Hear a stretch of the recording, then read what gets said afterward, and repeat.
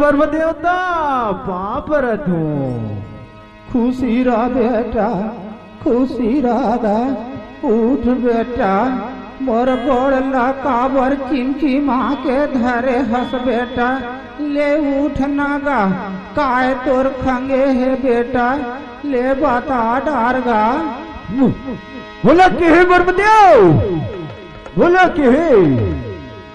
हे ब्रह्मदेव तो सुन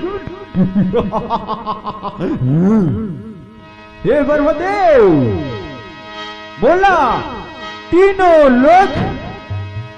14 भुवन के सगरो देवता बन के बोला राजा बना दे ब्रह्मदेव राजा बना दे कैसे रे दसरू कैसे रे विष्णु